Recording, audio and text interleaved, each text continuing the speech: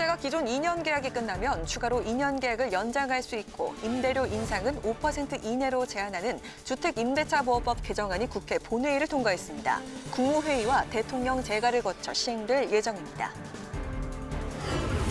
민주당과 정부가 권력기관 개혁 방안을 마련했습니다. 검찰의 직접 수사 대상은 부패, 경제, 공직자 비리 등 6개 분야 범죄로 한정하고 국가정보원의 명칭을 대외안보정보원으로 바꿔 국내 정치 개입을 금지하기로 했습니다.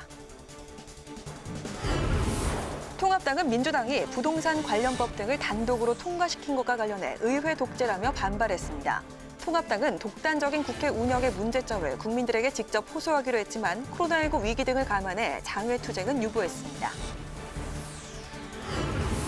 대기자의 시선으로 분석해보는 정가 동향, 모교 정치클럽 기자 대기자. 오늘은 입법 속도전에 나선 민주당의 배경과 향후 전국 파장, 그리고 16년 만에 재점화된 행정수도 이전 문제를 짚어봅니다.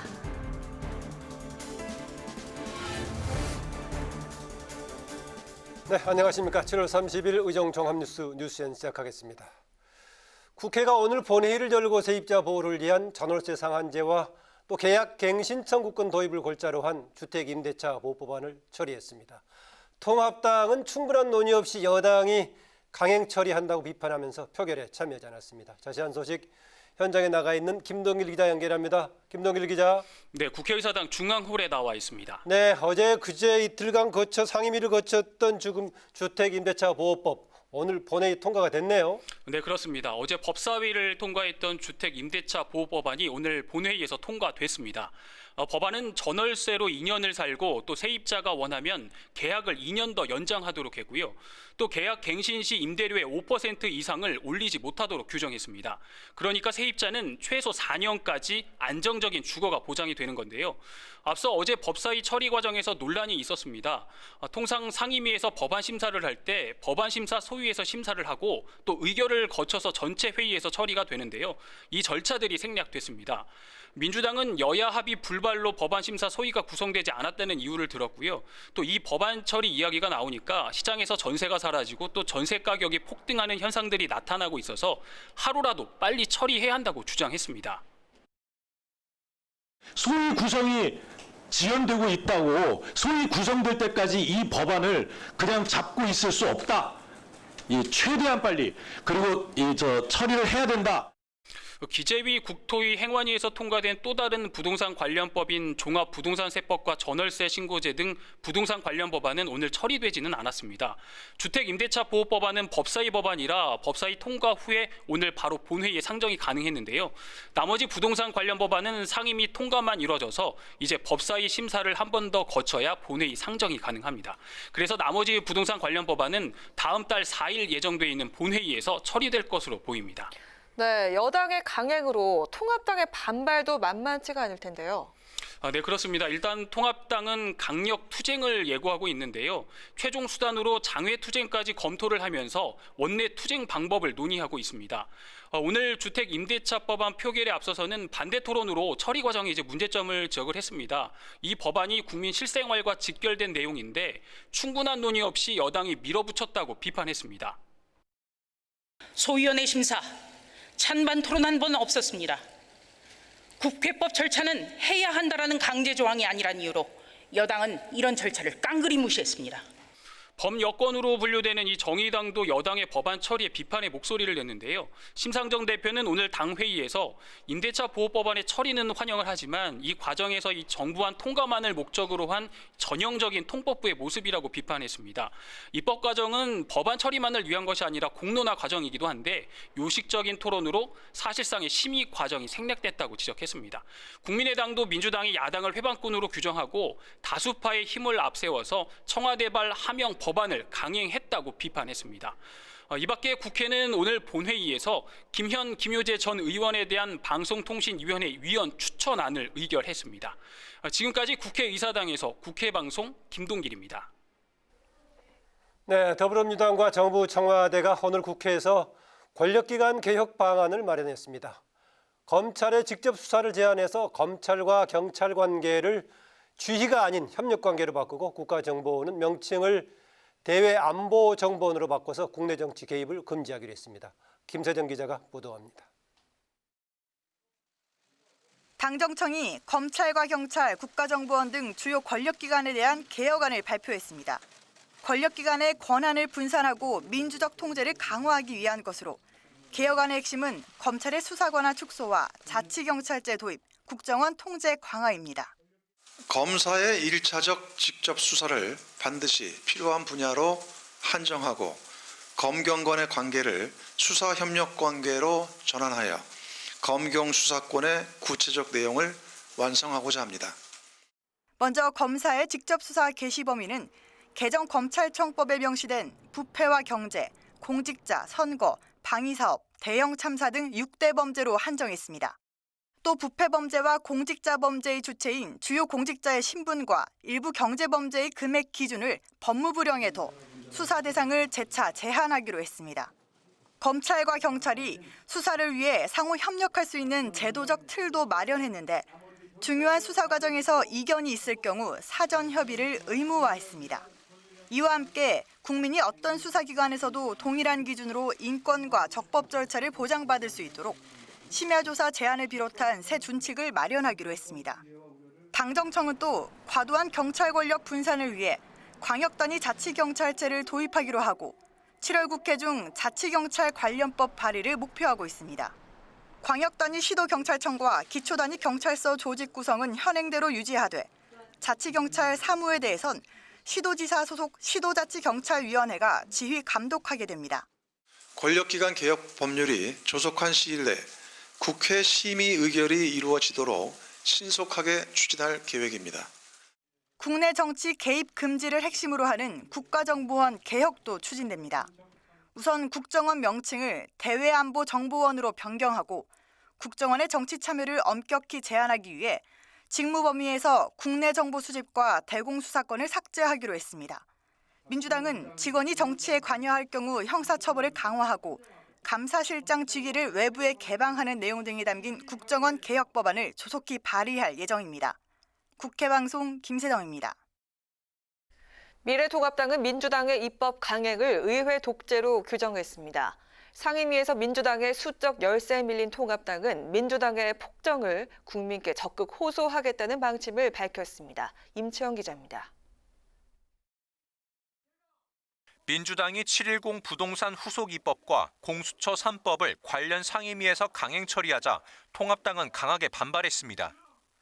특히 민주당이 여야 합의 없이 특정 법안을 상임위에 상정하고 소위에서 찬반 토론을 거치지 않는 등 절차적 문제점을 지적하며 강력 규탄했습니다. 거대 여당 일반 녹조 국민들은 분노한다! 분노한다! 분노한다! 분노한다! 앞서 통합당은 상임위에서 민주당의 독단적인 법안 처리를 강하게 항의했지만 압도적인 수적 열세를 극복하지 못했습니다. 민주당의 독주에 반발해 당내 일각에서 장외투쟁에 나서는 방안이 거론됐는데 결국 보류됐습니다. 김종인 비대위원장은 길에 나가서 외친다고 해결될 일이 아니라며 선을 그었고 주호영 원내대표는 코로나19라는 시기적 문제도 있기 때문에 일단은 상황을 지켜보겠다는 입장입니다. 지금 우리나라의 국민들 수준도 옛날하고 완전히 달라졌기 때문에 어제는 그냥 무조건 국회의원들이 밖으로 튀어나가서 무슨 장애투쟁을 한다고 그 자체가 그렇게 능사가 아니에요. 여러분 저희들이 이 장외투쟁을 좋아하지도 않지만은 그 가능성을 닫지도 않을 것이라고 저는 그렇게 생각을 합니다. 민주당 소속 상임위원장들의 일방적 회의 진행을 막기 위해 통합당이 다시 7개 상임위 위원장을 받아와야 한다는 의견에 대해선 반대 입장을 명확히 했습니다. 주호영 원내대표는 민주당의 횡포와 전횡을 국민들이 보고 있다며 상임위원장 자리 몇 개를 받고 정책 실패의 책임을 같이 할 수 없다고 강조했습니다. 그러면서 통합당은 국민들에게 직접적으로 호소하겠다고 밝혔습니다.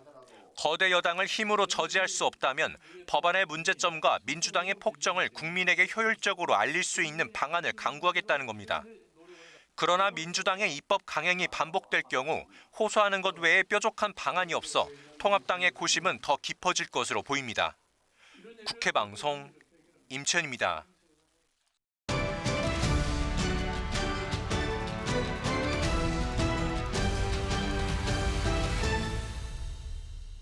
네, 이슈 분석 장정현 기자와 함께합니다. 어서 오세요. 안녕하세요.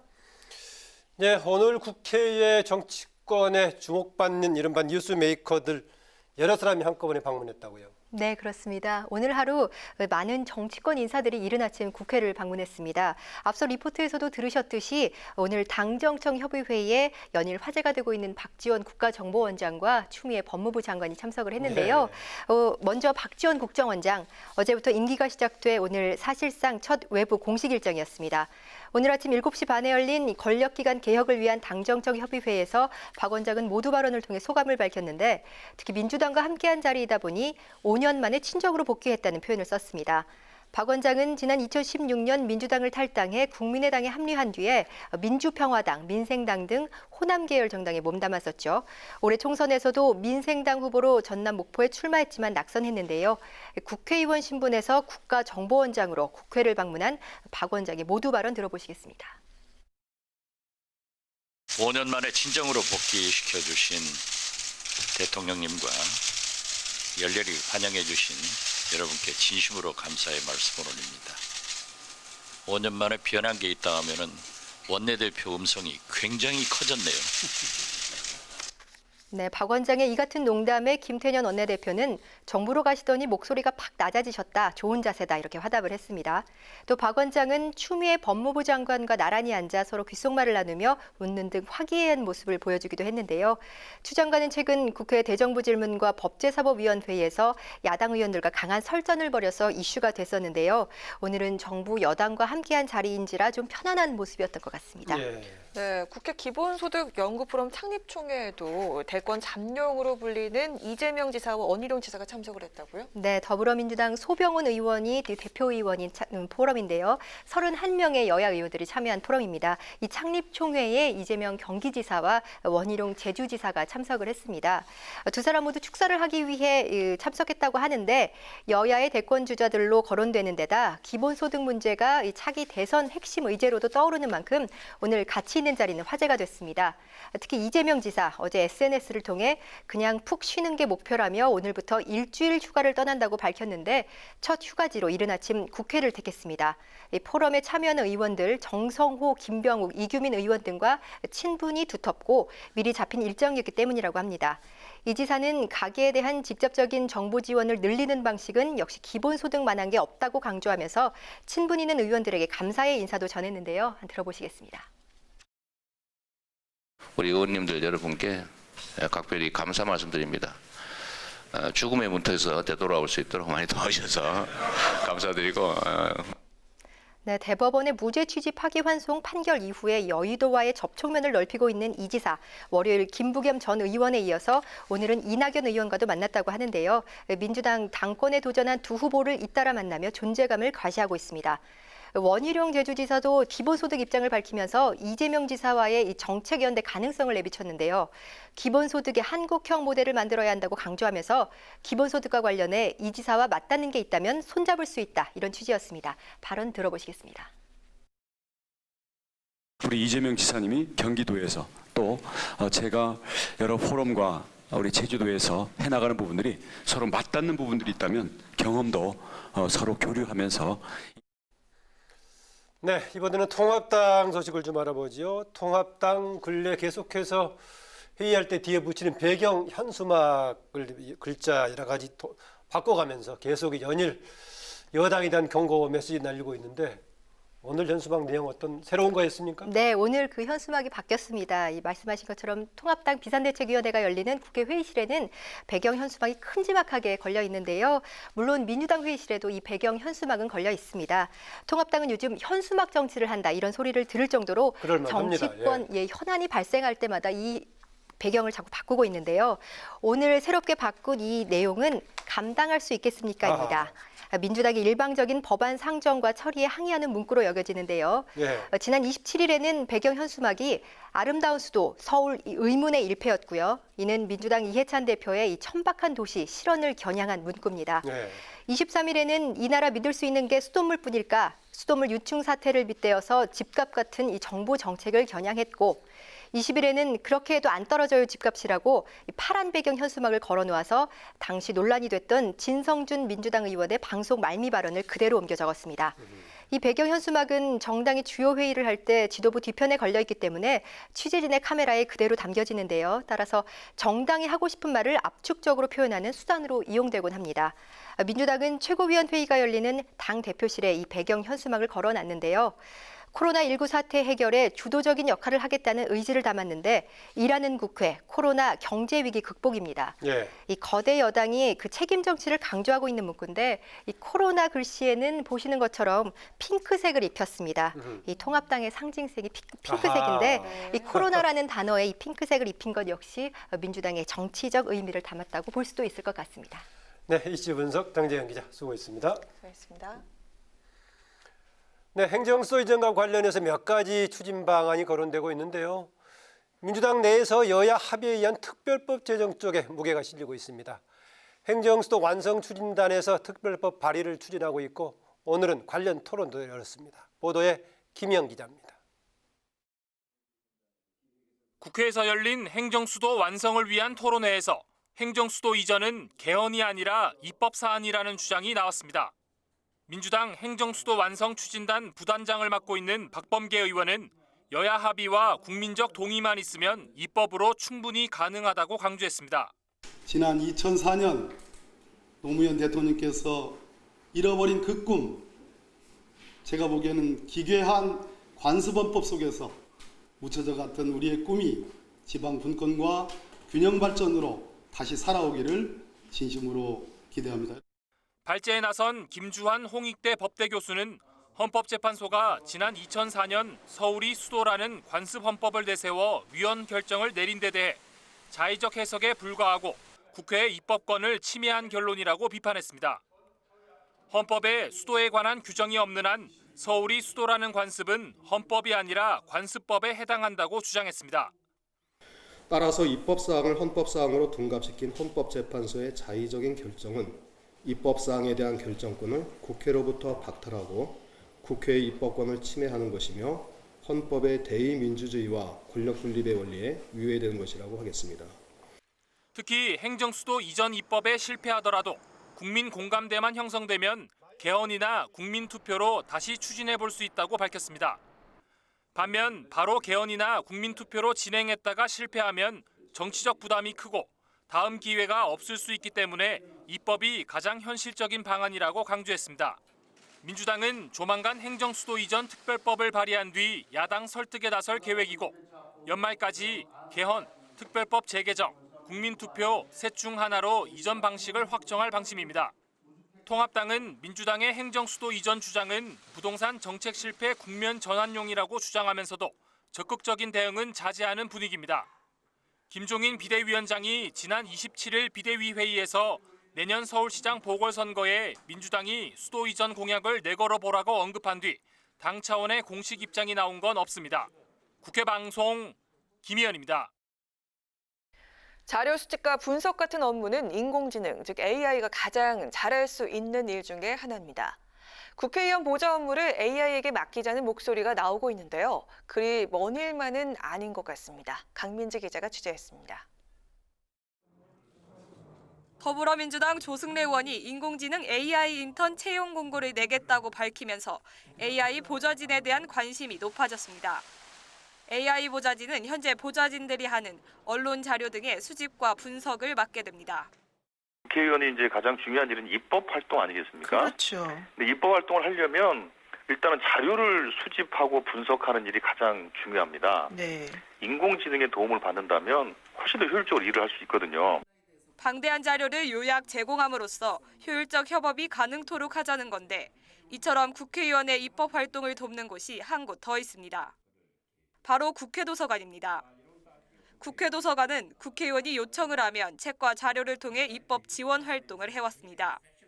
하지만 지난해 빅데이터 기반의 지능형 의회 지원 서비스인 아르고스를 운영하면서부터는 입법 수요를 미리 파악해 입법 과제를 제공하고 있습니다. 정보를 모으고 그 정보를 바탕으로 해가지고 지식을 만들어서 어떤 정책을 만드는 그 정책을 입법으로 만드는 이것이 보좌관들이 비서관들이 하는 일입니다. 서비스하게 되면은 8명의 비서관, 보좌관 플러스해서 AI 보좌관, AI 비서관이 하나 더 붙게 되는 것입니다. 하루 평균 2만 6천여 건의 기사를 분석해 키워드를 자동 추출하고 이를 수치화해 보여주면서 관련 의안이나 국회 도서관의 정책 보고서를 연결해주기도 합니다. 하루, 일주일, 30일 단위로 사람들의 관심사를 보여주는 최신 이슈 모니터링이 아르고스의 주요 기능입니다.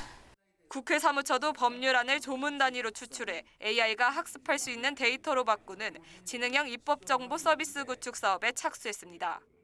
이를 통해 법률안 비교 기능을 지원해 입법 효율을 높이는 것은 물론 챗봇형 국회 정보 서비스도 제공해 국민들의 입법 접근성을 높일 예정입니다. 국회 방송 강민지입니다. 국회가 코로나19 발생 시 조속히 대응하기 위해 상황별 맞춤형 대응책을 마련했습니다. 이 대책에는 확진자 발생 4가지, 확진자 접촉 4가지, 의심 환자 발생 3가지 등 총 11가지 상황에 대한 시간대별 부서별 조치가 담겼습니다. 국회 사무처는 불특정 다수가 오가는 국회 특성상 코로나19 감염에 취약하고 파급력도 큰 점을 감안해 보다 구체적인 대응책을 마련했다고 설명했습니다. 국회 사무처는 코로나19 대응 TF를 가동해 선제적이고 적극적인 방역 조치를 취해왔고 현재까지 내부 확진자는 1명도 발생하지 않았다고 밝혔습니다. 국회 보건복지위원회는 전체 회의를 열고 코로나19 외국인 확진자에게 치료비를 부담하게 하는 감염병 예방관리법 개정안을 통과시켰습니다. 개정안은 외국인 확진자의 경우 치료비 등을 스스로 부담하도록 하고 감염 위험 장소에서는 마스크 착용을 의무화하고 위반할 경우 과태료를 부과하도록 했습니다. 또 의사 판단에 따라 감염병 환자와 의심자를 다른 의료기관으로 옮길 수 있도록 하고 이를 거부할 땐 치료비를 부담시키고 역시 과태료를 부과할 수 있도록 했습니다. 복지위 여야 간사는 코로나19 대응을 위한 시급성을 고려해 해당 법안을 소위를 거치지 않고 위원회 안으로 상정 의결해 법사위로 넘겼습니다. 국회 문화체육관광위원회는 성폭력 등 폭력을 행한 지도자의 자격 정지 기간을 현행 1년에서 5년으로 확대하는 등의 국민체육진흥법 개정안 일명 최숙현법을 통과시켰습니다. 개정안은 법의 목적에서 국위선양이라는 단어를 삭제하고 인권 보호를 강조했으며 선수와 소속 기관장의 공정계약을 위해 표준계약서를 개발해 보급하도록 했습니다. 또 성폭력 등 폭력 지도자의 자격 정지 기간을 현행 1년에서 5년으로 확대하고 스포츠 윤리센터의 기능과 권한을 확대해 신고인과 피신고인의 물리적 공간을 분리하는 등의 내용을 담았습니다.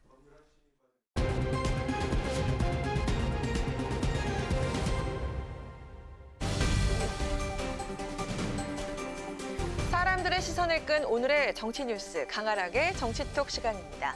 7월 30일 첫 번째 정치톡 만나보시죠.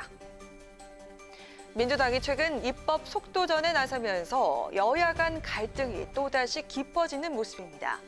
여당의 법안 강행 처리를 놓고 독재다, 아니다 대치가 이어지고 있는데요. 공방은 오늘 아침에도 계속됐습니다. 이렇게 선출된 권력이 본의와 독재적인 방향으로 가면은 종말은 뻔하다고 그렇게 생각합니다. 유신 정권 하에서도 국회를 이런 식으로 운영해 본 적은 없습니다. 국회법 절차에 따라 국회를 운영하는 것은 당연한 일입니다. 이를 두고 독재나 법치주의 파괴라고 부르짖는 것은 어불성설에 불과합니다.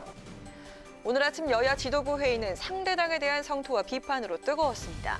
임대차 3법과 공수처 후속 3법 등이 국회 상임위에서 야당이 퇴장한 가운데 처리된 것과 관련해 김종인 비대위원장은 선출된 권력이 어떻게 민주주의를 파괴하는지 전형을 보여주는 것 같다며 독재의 종말은 뻔하다 이렇게 경고했는데요. 민주당 조정식 정책위 의장은 통합당의 이런 발언이 오히려 어불성설, 후안무치라며 국회법을 파기하는 반칙 정치를 중단할 것을 촉구했습니다. 여야의 독재 공방은 오늘 아침 한 라디오 방송에서도 원내 대변인 간의 설전으로 이어졌는데요. 통합당 최영두 원내대변인이 여당의 입법 독재이자 청와대 청부 입법을 해주는 거수기 노릇을 하고 있는 것이라고 비판하자 민주당 박성준 원내대변인은 야당이 링 밖에서만 목소리를 냈지 의회의 절차적인 과정에 참여하지 않았다고 반박했습니다. 어제 부동산과 공수처 관련법을 놓고 여야가 충돌했던 것과는 달리 오늘 복지위와 문체위에서는 감염병 예방법과 고 최숙현법이 여야 합의로 의결됐습니다. 부딪힐 때 부딪히더라도 이렇게 할 일은 하는 국회가 됐으면 좋겠습니다. 이어서 오늘의 두 번째 정치톡입니다. 최근 정치권의 뜨거운 감자가 되고 있는 행정수도 이전. 김태년 원내대표의 제안으로 공론화가 됐지만 민주당에서는 갑작스런 제안이 아니라 이미 2017년 5월 대선 승리 이후부터 검토 작업을 해왔다고 하는데요. 국회 세종시 이전 유력 후보지로 떠오른 곳도 있다고 합니다. 과연 어딜까요? 민주당이 행정수도 이전 카드를 본격 제안하기에 앞서서 검토한 연구 보고서는 2017년 12월 한국행정연구원이 작성한 국회 세종시 분원 설치의 타당성 연구와 2019년 7월 국토연구원이 작성한 국회 분원 설치 및 운영 방안입니다. 이 두 보고서는요, 각각 민주당 출신의 국회의장인 정세균, 문희상 의장 임기 당시 국회 사무처의 의뢰로 작성이 된 것입니다. 이 중 국토연구원의 연구 보고서는 세종시 내 국회 최적 입지로 세종호수공원과 맞닿은 50만 제곱미터 규모의 용지를 거론했습니다. 입지 환경이 가장 뛰어나고 국무조정실과 걸어서 15분 거리에 있는 등 업무 효율성도 높게 평가된 것으로 전해졌습니다. 한편 이에 앞서 나온 한국행정연구원 보고서엔 국회 세종시 이전 비용이 담겼는데요. 국회가 세종시로 완전히 이전하는 데 들어가는 예상 비용은 2017년 말 기준으로 약 9,636억 원. 이 중 건축비 비중이 9,500억 원으로 가장 크기 때문에 현재 기준으로 산출을 해도 크게 바뀌지는 않을 것으로 전망됩니다. 민주당 행정수도 완성 추진단은 다음 주 초 첫 현장 방문 일정으로 세종시를 찾아 국회 입지 후보지 등을 살펴볼 계획인 것으로 알려졌습니다. 속도전에 들어간 민주당의 공언대로 행정수도 이전이 연내 구체적인 방법론까지 결정될 수 있을까요? 마지막으로 세 번째 오늘의 정치톡입니다. 박지원 국가정보원장이 임명장을 받은 다음 날인 오늘 국회에서 당정청 협의회를 열고 국정원의 명칭을 바꾸기로 결정했죠. 이름과 함께 조직의 역할에도 변화가 예고되면서 21년 만에 대변신이 예상되고 있습니다. 그동안 정치적인 상황과 역할에 따라 여러 차례 명칭을 바꿔왔던 국정원의 변천사도 함께 주목되고 있습니다. 국가정보원이 21년 만에 간판을 바꾸게 됐습니다. 당정청은 오늘 오전 협의회에서 국정원의 명칭을 대외안보정보원으로 바꾸기로 결정했는데요. 지난 1961년 중앙정보부로 출발해 81년 국가안전기획부로 바뀌고 99년부터 국가정보원으로 재출범한 지 21년 만에 네 번째 변신입니다. 그동안 명칭에서 써온 국가나 중앙의 이미지를 빼고 새 명칭에 대외와 안보를 넣은 것은 국내 정치 개입을 차단하고 해외 정보 활동을 통한 국가 안보에 매진하겠다는 의미가 담긴 것이라는 분석인데요. 당정청은 이와 관련된 내용을 국가정보원법으로 구체화한다는 계획입니다. 국정원 이전 중앙정보부나 안기부 시절의 국가정보기관 이미지는요, 공포정치의 상징이기도 했습니다. 때문에 국정원의 국내 정치 참여 차단은 현 정부의 꾸준한 기조이자 박지원 신임 국정원장의 취임 일성이기도 했는데요. 21년 만에 새롭게 태어나게 될 대외안보정보원은 어떤 이미지로 국민들에게 다가오게 될까요? 지금까지 강아랑의 정치톡이었습니다.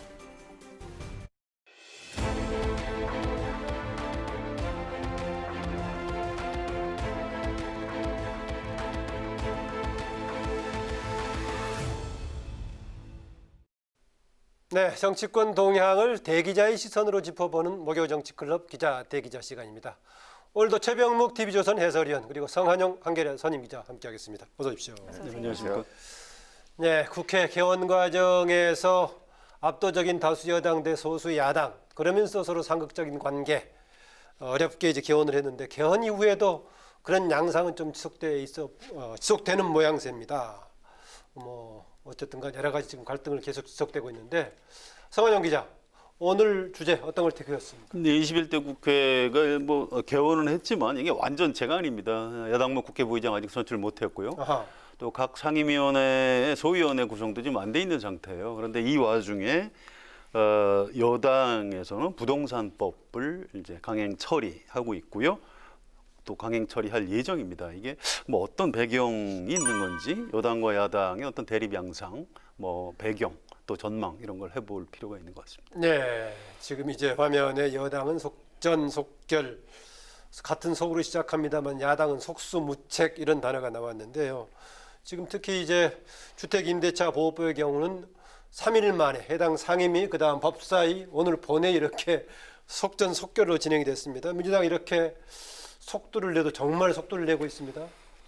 그렇습니다. 이제 여당은 뭐 그 나름대로 사정이 있다고 그래요. 지난주에 대정부 질문할 때 국무총리, 경제부총리, 국토부 장관이 부동산 정책 실패에 대해서 이제 사과를 했죠. 네. 근데 그 이후에도 이제 부동산 시장이 영 심상치 않다고 합니다. 그래서 이거 확실히 지금까지 정부가 발표한 것들을 법으로 맞는다 이런 메시지를 좀 줄 필요가 있다. 그래서 좀 서둘렀다 이런 얘기를 하고요. 예. 민주당의 그 최고위원회에서 이해찬 대표가 좀 발언을 한 게 있습니다. 지금 부동산 시장의 현재 상황에서는 신속 입법이 굉장히 그 중요하다. 법의 내용은 지난 20대 국회 때 어느 정도 토론을 했기 때문에 지금은 속도가 더 중요하다 이런 얘기를 했고요. 7월 임시국회 그러니까 8월 4일 날 마지막 본회의가 열리는 그렇죠. 마지막이죠. 그렇습니다. 7월 임시국회에서 반드시 통과시켜야 한다 이렇게 얘기를 했고요. 나머지도요.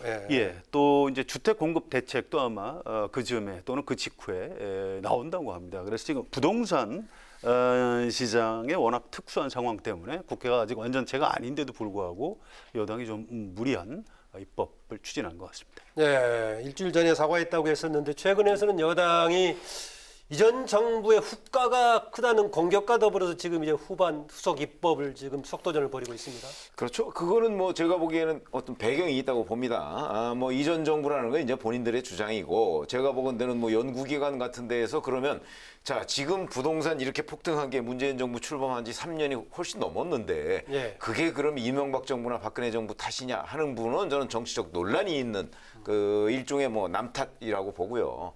그러면 지금 이 정부에서 왜 이렇게 무리수를 두어가면서까지 그 밀어붙이느냐 하는 부분은 제가 보건대는 이제 부동산 민심과 관련해서 나날이 하루가 다르게 악화되고 있다는 판단을 하기 때문이라고 봐요.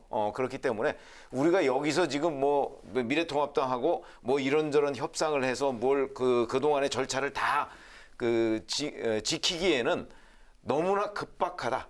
민심의 악화가 급박하다. 저는 여기에 근본적인 배경이 있다. 악화가 계속되고 있다고 보십니까? 그러니까 나날이 하루가 다르게 계속되고 있다고 보고 있습니다. 그렇기 때문에 민주당이 그런 점을 감안해서 여기서 다소 무리수를 두더라도 이걸 빨리 좀 어떤 정지를 시켜야 되겠다 하는 그런 정치적 목적이 더 크지 않았나 이렇게 생각합니다. 예. 네, 여당의 이번 임대차 3법으로 주택 임대차 시장이 30년 만에 큰 변화를 맞게 됐는데요. 하지만 벌써부터 집주인들이 전세를 걷어들이거나 호가가 오르는 등의 부작용 조짐도 보이고 있습니다. 거대 여당의 밀어붙이기식 법안 처리, 부동산 민심을 달래는 데 득이 될까요? 독이 될까요? 효과에서는요 이제. 근데 이게 이제 1989년에 그 기간을 1년에서 2년으로 늘렸잖아요. 근데 이번에 이제 2년에서 2+2로 또 다시 이제 4년으로 늘린 셈이 된단 말이죠. 근데 89년 사례에 보면 그때 이미 2년으로 늘리기 직전에 어마어마한 그 전 월세가 폭등이 있었어요. 그렇게 보면 이번에도 결국 2년을 4년으로 늘리는 거 아니겠습니까? 예. 그러면 지금 현재 잘 아시다시피 뭐 송파구, 마포구 등 일부 그 구에서요. 과거에 비해서 거의 절반 정도로 지금 전월세 시장이 줄어들었습니다. 그 얘기는 이제 전월세 그 아파트나 이런 것들을 걷어들이고 있다는 얘기거든요. 그래서 아마 31년 전의 상황과 비슷한 상황이 재현되고 있는 것이다. 이렇게 생각이 들고요. 그러나 이제 뭐 보유세, 뭐 종부세 뭐 이런 것까지도 한꺼번에 만약에 그 추진을 한다고 한다면 지금 이제 부동산 3법에 뭐 거기에는 안 들어가 있지만 다른 법에는 다 들어가 있지 않습니까? 그런 거 하면 아마 중장기적으로는 뭐 안정 가능성은 있어 보인다. 이렇게 말씀을 드리겠습니다. 이 전세값 올라가는 부작용이 사실은 그 법만 만들기 전에 나타나는 겁니다. 30년 전에 1년에서 2년으로 늘릴 때 국회에서 1년 정도가 걸렸어요. 입법을 하는데. 그 사이에 이제 집주인들이 막 이제 미리 올린 거죠. 이번에도 지금 그런 현상이 나타나고 있으니까 전광석화처럼 입법을 할 수밖에 없었고요. 예비 기간을 늘리지 않겠다라는 거네요. 그렇습니다. 지금 이 법이 내일 국무회의 통과하면 곧장 시행이 돼요. 그러니까 지금 집주인들로서는 뭐 올릴 시간이 없는 측면이 있는 겁니다. 그 정도로 최근에 전세값 그 폭등 현상이 좀 심각하고 시장에 이제 매물 걷어들이는 이 상황이 위험하다 이렇게 본 거고요. 그럼 불가피한 또 필요한 입법 전략이었다라고 보시네요. 그렇습니다. 이제 이 부분에 이제 윤호중 법사위원장이 설명을 자세히 했어요. 이 국토위원회에서 상임위 활동을 많이 했기 때문에 내용을 잘 안다고 합니다. 그래서 이번에 지금 이 소위원회 구성될 때까지 이렇게 하는 동안 너무 시장이 교란될 위험이 있기 때문에 좀 이렇게 불가피하게 좀 빨리 할 수밖에 없었다는 설명을 하고 있습니다. 글쎄, 뭐 그렇게 얘기를 할 수가 있겠죠, 여당에서는. 그러나 제가 보건대는 뭐 저도 뭐 무슨 부동산 전문가가 아니니까 뭐라고 말씀드리기에는 좀 그렇지만 이제 전문가들이 써놓은 글 같은 것들을 보면 결국은 2년 동안 뭐 굉장히 어려운 국면을 4년으로 늘려놓은 거에 불과한 거 아니야. 이제 이런 그 비판들이 있고요. 그다음에 이 문제가 과연 지금 그 부동산 민심을 진정시킬 수 있을까에 대해서 그 엇갈리고 있어요, 전망이. 그런 점으로 본다면 제가 보건대는 이거 가지고서 과연 이거는 이제 어떤 시장 질서를 정부가 강제로 좀 틀어막는 그런 의미를 가지고 있거든요. 근데 역시 우리가 과거에도 알았지만 그 시장을 이길 수가 있겠는가 이런 생각이 들어요. 왜냐하면 이 부동산 3법이 통과되더라도 사실은 본인이나 집주인이 본인이나 그 직계 가족이 들어와서 살겠다 하면 내주도록 돼 있거든요. 그런 그 어떤 시장을 항상 그 정책이 있으면 거기에 따른 대책이 있게 마련입니다. 그런 것들을 그 이 정책으로서 과연 제압할 수 있을까? 여기에 대해서는 의문이 있습니다. 이게 좀 중요한 포인트인데 이게 이런 겁니다. 그러니까 시장에다 모든 걸 다 맡길 수는 없는 거죠. 정부에서 규칙을 만들어 줘야 되는 것이고요. 지금 야당 대표를 하고 있는 이제 김정인 위원장도 그래서 이제 경제 민주화에 대해서 이제 오래전부터 얘기를 하시는 분인데요. 이게 정의당 쪽에서 이번에 민주당에서 통과시킨 법안을 비판을 했어요. 무슨 얘기냐면 사실 현실적으로 지금 이미 전세 기간이 한 3.5년 정도 된다고 합니다. 그래서 2년에서 4년으로 늘리는 게 무슨 의미가 있느냐. 오히려 정의당에서는 지금 3년씩 3번, 9년 정도까지는 해야 된다. 그래야 억제 효과가 있다. 이렇게까지 주장을 하고 있습니다. 그래서 이 부분이 이제 부작용이 어떻게 나타날지는 조금 더 이제 지켜보기는 해야 되는데 이거는 뭐 그냥 시장을 이기는 뭐 정부는 있을 수 없다 이렇게 설명하기는 좀 난감한 대목이 있습니다. 글쎄, 뭐 제가 보건대는 하여튼 경험적으로 우리는 그 시장 원리를 자꾸 왜곡하려다가 잘못된 경우 그게 바로 그 저는 이 정부의 부동산 대책이라고 보거든요. 그러니까 23번씩 대책이 나오고 뭐 지금도 또 부동산 대책 만지작거리고 있는 거 아니겠습니까?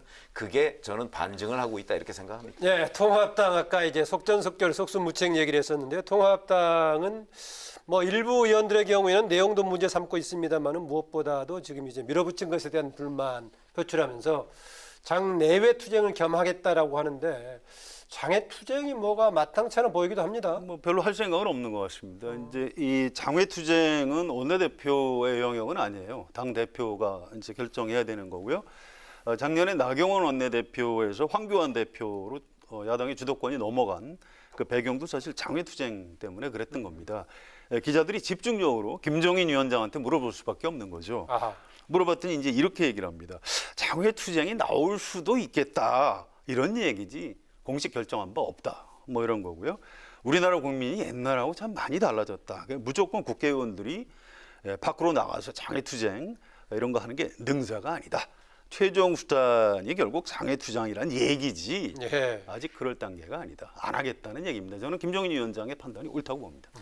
근데 이제 미래통합당이 저런 결정을 하게 된 결정적인 이유가 뭐냐? 그거는 바로 저는 코로나19 사태라고 봐요. 왜냐하면 장외투쟁을 해야 된다는 그 당내의 여러 가지 요구가 있었어요. 근데 이제 고민을 해보고 했는데 마스크 쓰고 시위할 수는 없잖아요. 이제 그런 점들 때문에 현재 코로나19 사태가 아직도 그 뭐 완벽하게 진정돼 있다고 보기가 어려운데 이런 상황에서 마스크 쓰고 장외에 나가서 당원들 모아서 이 시위하는 게 과연 국민들 눈에 어떻게 비칠까 하는 부분, 이런 아주 현실적인 이유 때문에 주저하고 있다가 일단 요구를 한 것이 아닌가 이렇게 생각합니다. 네, 공수처 후속 3법도 어제 국회 운영위에서 통합당 의원들이 퇴장한 가운데 의결이 됐습니다. 민주당의 강행이 앞으로도 계속이 될까요? 그렇죠. 아니 저는 뭐 공수처 3법을 비롯해서 앞으로 이제 정기국회 9월달에 할 텐데 그때도 여전히 지금과 같은 속도는 아니지만 속도는 조금 아마 조절할 필요가 있고 실제 민주당도 그럴 거예요. 이 부동산 그 3법처럼 이런 식으로 뭐 사흘 만에 상임위 통과하고 법사위 통과하고 본회의 통과하는 일은 이건 거의 전무후무한 일이 될 것이고, 그러나 어찌됐든 간에 워낙 압도적 다수의 의석을 차지하고 있기 때문에 야당과의 협상보다는 아마 속도전에 상당한 정도의 유혹을 느낄 가능성이 있고, 이번 정기국회도 그런 기조에서 큰 변화는 없을 것이다 이런 생각. 그렇다고 본다면 공수처 같은 경우에 올해 안에 출범할 수도 있겠네요. 좀 두고 봐야 됩니다. 저도 이제 궁금해서 좀 물어봤어요. 민주당 의원들한테. 그랬더니 이건 부동산이라는 특수성 때문에 그런 거지. 9월에 정기국회에 넘어가면 좀 다시 정상화를 해야 되지 않겠느냐 이런 얘기를 합니다. 야당 몫에 국회 부의장 선출을 해야 되고요. 또 본래 이제 야당 몫으로 했던 7개 상임위원회 위원장도 야당에서 맡는 게 정도다 이런 얘기들을 많이 합니다. 그래서 공수처법을 비롯해서 이제 다른 법안들은 지금 이번 부동산법처럼 그렇게 강하게 밀어붙일 생각이 별로 없다고 합니다. 그래서 강공 드라이브가 계속될 것 같지는 않습니다. 부동산 쪽에 한정되는 것 같다. 예, 그렇게 설명을 하고 있습니다. 제가 질문드렸던 것은 저는 뭐 좀 예상을 달리한다고 아까 말씀드렸죠. 공수처 후속 3법 그러니까 완급을 조절하지만 기조는 크게 바뀌지 않을 것 같다는 게 제 전망입니다. 그러니까 이제 야당에서 이 판단을 잘 해야 돼요. 이게 아마 국회 시작하면 엄청나게 속수무책일 수밖에 없을 것이다. 그래서 좀 현실적으로 좀 실리를 챙길 필요도 있다. 제가 이런 말씀 여러 번 드렸는데, 이번에 이제 국토위원회 위원장을 야당이 맡고 있었으면 이번 법안 통과 안 되는 겁니다. 위원장의 권한이 상당해요. 근데 그걸 안 맡으면서 아니 여당이 다 강행 처리하고 뭐 의회 독재한다. 이건 좀 앞뒤가 안 맞는 얘기입니다. 왜 수단이 없겠어요? 이런 부분들은 좀 생각을 고칠 필요가 있다고. 네, 어쨌든 간에 지금 이제 여당에서는 이번 7월 임시국회 이제 8월 4일 마지막 본회의에서 나머지 못 통과시키겠다. 특히 이제 공수처 후속 3법 이 중에서도 뭐 인사청문회법이라든 국회법 개정 문제보다는 관련 규칙 문제를 가지고 정말 어떻게 시행이 될지 지켜보기로 하고요. 네, 최병묵 의원 오늘 어느 부분 준비해 오셨습니까? 그렇죠. 요즘 사실 부동산 대책과 관련해서 이것도 뭐 관련이 있다고 그러면 야당의 시각일 수 있는데 이제 화제에 떠오른 게 바로 수도 이전 문제입니다. 이제 행정수도 건설이 완성이라고 이렇게 이제 여당에서는 표현을 하고 있는데, 이 문제에 관해서 아주 TF까지 구성하고 여당에서 굉장히, 그리고 당정청이 주력을 하고 있는 모습이어서 오늘은 행정수도 완성이라는 측면, 여당의 표현입니다만은 그 부분을 한번 좀 짚어봐야 되지 않을까. 이렇게 해서 발제를 했습니다. 네, 여당의 표현이라고 한 이유는 행정수도라는 용어 때문에 그렇게 얘기한 그리고 건가요? 행정수도를 이제 노무현 정부에서 추진했었는데 그게 사실은 행정중심 복합도시로 그때 변형이 됐지 않습니까? 그것을 이번에 문재인 정부에서 이제 완벽한 행정수도로 만들겠다 하는 그런 의미거든요. 그렇게 된다면 이제 국회도 가야 될 것이고, 뭐 때에 따라서는 뭐 청와대도 옮겨야 되는 문제가 발생을 하죠. 그래서 그 행정중심 복합도시는 행정수도는 아니거든요. 그러니까 행정중심 복합도시의 일종의 정보판 같은 걸 하나 만들어서 노무현 대통령의 그 초기의 뜻, 이것을 관철을 하겠다. 저는 이런 의미에서 행정수도 완성, 이런 얘기가 지금 민주당에서 나오고 있습니다. 네, 제가 그 질문을 추가로 드렸던 것은 통합당에서는 만약에 국회까지 간다면은 정치 행정 모든 게 통째로 가는 것이기 때문에 수도 이전 천도다 이렇게 얘기하고 있거든요. 천도다 그렇게 표현을 하죠. 근데 뭐 행정수도나 천도나 저는 뭐 큰 의미 차이는 없다고 생각을 합니다. 없다. 어떻습니까?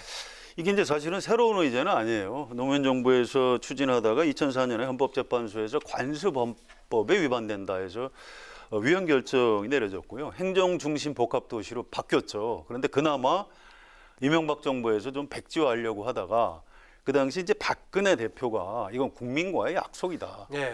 지켜야 한다. 친박 충돌의 중요한 쟁점이었죠. 그렇습니다. 이 문제를 잘 봐야 되는 게요. 이게 뭐 여야의 문제가 아니에요. 그 당시에 여야 합의로 추진했던 법안입니다. 그런데 헌법재판소에서 이제 위헌 결정을 냈죠. 그래서 이번에 이제 그걸 그럼 개헌을 해야 되느냐, 법만 만들면 되느냐, 뭐 이런 좀 복잡한 문제가 남아 있어요.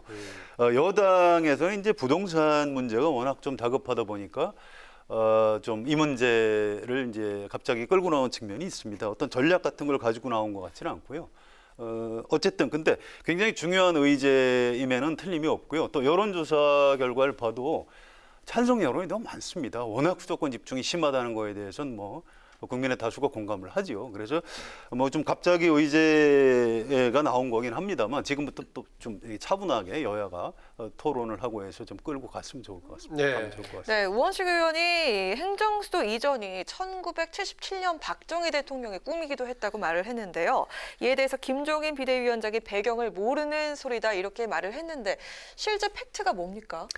그게요, 이제 나이 많은 분이 옛날 그거 잘 모르시는데 말이야. 이제 이렇게 얘기하면 그 나이 많은 효과가 있는데 그게 그런 게 아닙니다. 이게 이제 기록이 다 남아있어요, 지금도. 77년에 박정희 대통령이 그 연두 기자회견에서 제안을 했고요. 국회에서 임시 행정수도 건설 특별조치법까지 통과를 당시에는 시켰었습니다. 임시란 용어를 붙였어요, 앞에다가. 그렇습니다. 이제 통일 시대에 대비해서 우선 가자 이런 얘기고요. 그 당시 이제 수도 이전의 목적을 정부에서 정리해 놓은 문서에 보면 휴전선에서 이제 서울이 너무 근접하다 이 포인트가 하나 있고요. 또 하나는 수도가 국토의 서북단에 위치해서 여러 가지 경제적인 문제가 있다. 중심에 있지 않다. 그렇습니다. 국토 균형 발전에 좀 문제가 있다. 그래서 이 두 가지 이유로 행정수도를 이전하려고 했던 겁니다. 그래서 물론 이게 이제 안보 때문에 옮기려고 했다. 뭐 이제 이런 얘기를 이제 김종인 위원장을 하고 계신데 그거는 이제 절반만 보시는 거고 사실은 이미 박정희 대통령 때부터 어떤 균형 발전 차원에서 수도를 옮길 필요가 있다 이렇게 생각을 했던 거죠. 그렇죠. 아니 그 팩트는 아마 누구도 부인할 수 없을 거예요. 다만 이제 그 배경을 김종인 비대위원장이 얘기하는 것인데 네. 배경 중에 하나가 뭐 안보상 이유도 있다. 뭐 이렇게 얘기를 할 수가 있겠죠. 그러니까 뭐 기본적으로 휴전선 접근에 있다든가. 그렇죠. 이런 얘기죠. 아니 휴전선에 그러니까 지금 뭐 요즘 얘기로 하면 이제 북한의 장사정포 뭐 이게 사실은 서울에 훨씬 밑에까지 떨어질 수 있는 그런 환경 아닙니까? 그러니까 네. 그 당시에도 북한의 위협이라는 부분이 그 당시에는 지금보다 더 심각했을 때니까 그런 안보상 이유, 그다음에 임시자를 붙인 이유는 통일까지의 임시 수도다 뭐 이런 의미로 임시자를 붙였다고 하고요. 그리고 실제 이제 그 관련 법도 만들고 뭐 전문가들이 뭐 여러 가지 연구물을 내놓기도 했었습니다. 근데 네. 문제는 이제 박정희 전 대통령이 서거하는 바람에 이 추진이 그냥 중단된 그런 상태였었죠. 네. 지금 계속 얘기가 나오는 게 지난번에 노무현 정부 때 추진했다가 이제 16년 전이죠. 헌재가 이제 관습헌법이라는 용어를 써가면서까지 이혼 결정을 내렸었는데 이거 어떻게 풀어갈 것인가.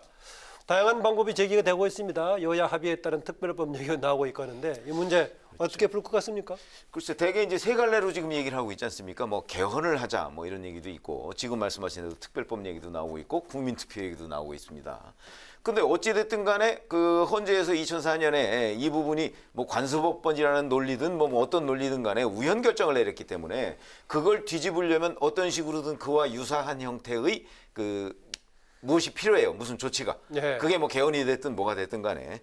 근데 이제 저 같은 경우는 개인적으로는 우리가 600년이 넘었습니다. 이 서울이 수도가 된 지가. 그리고 이것은 그야말로 정말 우리 국민 모두가 서울이 수도라는 것은 다 인정을 하고 있는 상황이기 때문에 이걸 변경하기 위해서는 국민의 총의를 모아야 된다 하는 게 개인적인 생각입니다. 그래서 국민투표가 적합하지 않나 이런 생각입니다. 국회 얘기가 더 집중을 되고 있는 것 같습니다. 국회 부는 얘기 나오고 있다가 보니까 그동안에 영향 맡겨서 했던 국회를 통째로 옮기는 얘기까지 거론이 되고 있어요. 2004년 헌법재판소에서 헌법 위반이다 이렇게 한 내용 중에 행정수도에는 청와대하고 국회가 중요하다 뭐 이런 내용들이 좀 있습니다. 네. 그래서 이 위헌 부분을 해결하지 않으면 국회의장하고 본회의장은 서울에 그냥 있어야 돼요.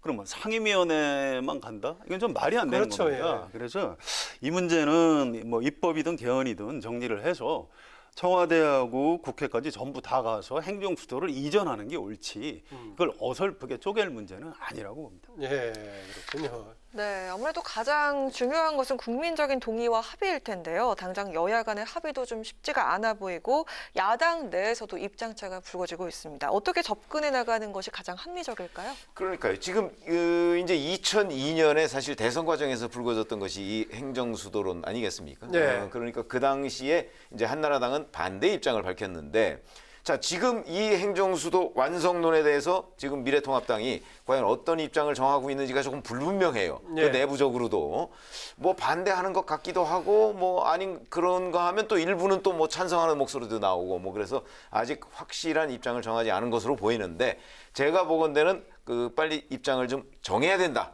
정하고 이 문제를 어떻게 그 여당과 협의를 할 것인지 하는 문제까지도 저는 진척을 좀 했으면 좋겠다 이런 생각이 듭니다. 네, 굉장히 뭐 중요한 말씀하셨고요. 지금 이게 부동산 때문에 터진 문제인데 요새 그 인터넷 검색할 때 주호영 이렇게 치면 23억 이렇게 따라 나옵니다. 이제 해시태그라고 하죠. 그래서 이 수도권 집중 완화에 대해서 야당이 사실은 대안을 내야 돼요. 그래서 아까 얘기했듯이 박정희 전 대통령, 노무현 전 대통령이 다 하려고 했던 게 수도권 집중 완화입니다. 이 부분에 대해서 야당이 좀 건설적인 대안을 제안해 줬으면 좋겠습니다. 네, 오늘 목요정치클럽 그 입법 속도전과 수도 이전 문제를 다뤘었는데요. 최병묵 의원님, 오늘 한 줄 어떻게 변하셨습니까? 그래서 지금 2002년에 이제 그 여야 간 대선 후보 과정에서 나온 게 이 행정수도론 아니겠습니까? 네. 그 당시에 한나라당은 이해창 총재는 반대를 했고요. 어찌 보면 그것이 대선 패배의 한 원인이다 뭐 이런 그 분석도 많이 있습니다. 그래서 제가 보건대는 그 당시의 2002년 한나라당을 전 다 잊어버리고 이제 미래통합당은 새로운 관점에서 정말 대한민국을 위해서 자, 수도를 이전하는 것이 적합한지 적합하지 않은지 하는 부분에 대한 확실한 입장. 그래서 제가 어떻게 했냐면 통합당이 2002년 트라우마에서 빨리 벗어나야 한다. 이것을 한 줄 평으로 하겠습니다. 네, 성한영 기자의 한 줄 논평. 예, 지금 부동산 사태가 이제 최대 현안입니다. 수도권 집중 문제도 있지만 정부의 실정, 정책 실패도 커요. 그래서 부동산 정책을 입안하고 뭐 집행하는 정부 또 국회에 대해서 국민들이 잘 믿질 않습니다. 이럴 때는 청와대 참모든 정부 고위 공직자든 뭐 이런 분들은 좀 사퇴를 시켰으면 좋겠고요. 예. 국회의원들 중에서 부동산 부자들은 관련 상임위에서 배제해야 됩니다. 예. 이거 그렇게 하지 않으면 신뢰가 회복되지 않아요. 확실하고 강하게 지금 얘기하시네요. 예. 그렇습니다. 과거에 김영삼 대통령 때 고위공직자 재산 공개하고 국회의장, 대법원장 사퇴시킨 적이 있는데 지금 그런 아주 강한 처방이 필요하다고 생각합니다. 그래서 그 당시에 유행했던 말입니다. 돈과 명예를 다 가지려고 하지 말라. 돈과 명예를 다 가지려고 하지 말라. 마지막 쪽은 오늘 성한영 기자의 한 줄 논평이었습니다. 오늘 두 분 수고하셨습니다. 네, 수고하셨습니다. 네, 목요정치클럽 기자 대기자 지금까지 성한영 한겨레선임 기자 최병묵 TV조선 해설위원과 함께했습니다. 네, 오늘 밤부터 내일 아침 사이 전국 곳곳에 또다시 비 소식이 있는데요. 특히 충청과 호남 지방에 최고 200mm 이상의 큰 비가 더 내리겠습니다. 남부 지방은 내일부터 장마의 영향권에서 벗어나겠습니다. 네, 정부 여당이 국정원 개혁을 추진하면서 명칭도 대외안보정보원으로 바꾼다는 소식 전해드렸었는데요. 음지에서 일하고 양지를 지향한다 많이 기억하시죠? 이게 처음 이제 시작했던 원훈이었는데요. 몇 번 바뀌었습니다. 현재는 소리 없는 헌신 오직 대한민국 수호와 영광을 위하여 이렇게 돼 있는데 이번에 개혁을 하면서 이 원은 또한 조정될지 모르겠습니다. 오늘 뉴스에는 여기까지입니다. 시청자 여러분 고맙습니다.